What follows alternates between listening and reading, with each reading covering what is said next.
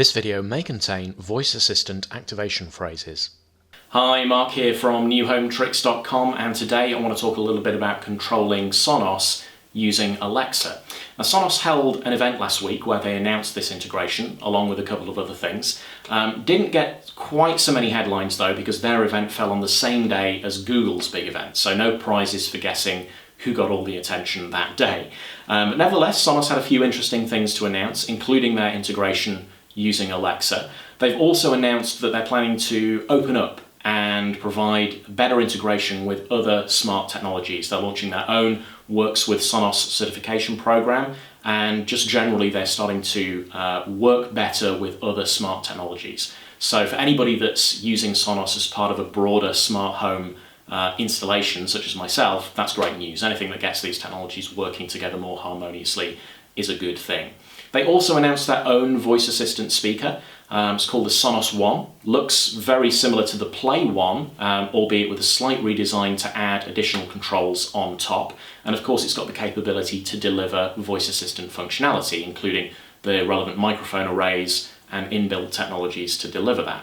At launch, it's going to come with Amazon's Alexa voice assistant, but later, through an update, they say that they'll also be able to deliver Google's assistant as well. That's really interesting because it means you'll be able to buy one voice assistant speaker and use whichever one you want, Amazon, Google, or potentially both. Not yet sure whether you'll need to switch between the two or whether you'll simply be able to issue the relevant invocation command to launch the voice assistant of your choice. Presumably, there's nothing stopping Sonos adding other voice assistants too in future, maybe Cortana, maybe others. Maybe less so Siri, since it's probably not quite likely that Apple would partner with Sonos to do this, but nevertheless, if the technology is there to have two voice assistants, why not 3 or 4 or more? We'll just have to see how that pans out. But at launch, it will be Alexa and then Google Assistant coming later. As mentioned, they also announced the capability to use an existing Echo or Echo Dot device that you might already have with existing Sonos kit that you'll have installed in your home.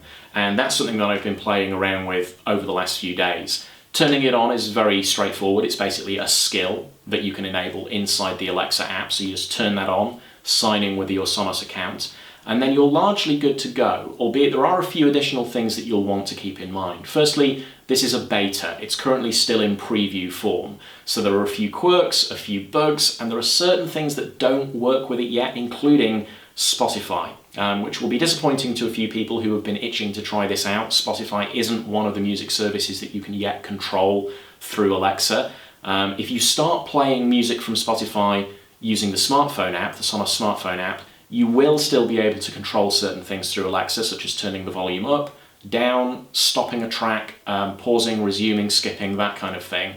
But asking for a specific genre of music, asking for a playlist, asking for a specific track that is in Spotify, that's not going to work at the moment. Sonos say that that's coming. That is going to be coming soon. So we just have to be a little bit patient for now for that feature to be enabled. Also, looking through the Sonos video on how you set up Alexa integration, there are a few things that they point out. Firstly, the music services that you use have to be enabled both in the Sonos app and in Alexa too. And that might be a bit of a limiting factor at the moment, since the number of music services that show up in the Alexa app is far smaller compared to the number of music services you can add into Sonos.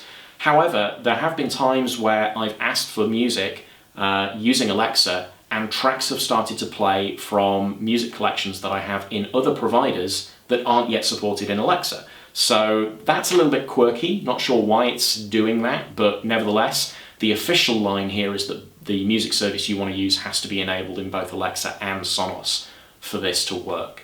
There have been other times when I've asked for a particular track and I know that that track is available in some of the music services that I have, but again, either because it's not supported or just through quirks because it's currently still in beta, rather than getting the track, I've instead got a sample of the track from Amazon Music, which I don't currently have a subscription to.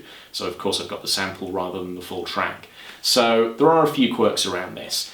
You can also call for music from radio stations as well using the TuneIn service. That is supported in both Alexa and Sonos. So for example, I can say, Alexa, play BBC Radio 4 in the living room. BBC Radio 4 from TuneIn. Playing on living room. When you do this, it can take a few moments to stream, but you can hear it is now playing the radio station. And I can issue a few commands whilst this is going on, such as, Alexa, turn up the volume in the living room. And it does raise the volume. Alexa, stop music in the living room. And that stops the playback. Now, one of the things that you might not be able to discern on the video here is that when I do issue a command, when I actually use the invocation word and say Alexa and then issue a command, it automatically lowers the volume of the output of the Sonos speakers to allow me to have a more clear conversation with Alexa, regardless of whether I'm asking it to do something with Sonos or any other command that you can use with Alexa, which is a nice touch. So they are thinking some of this stuff through. So it's great to have that level of integration. And of course, this is still a beta, as I say, so there are a few quirks to be ironed out. Obviously, it'd be great to see Spotify enabled at some point in future and start to have a play around with that. So it's early days, but so far so good. It's good to see things moving in the right direction. I've written up a few more details in a companion blog post. You'll find the link to that in the description below the video. In the meantime, thanks very much for watching. If you've enjoyed this video, please share it with others, and don't forget to like and subscribe.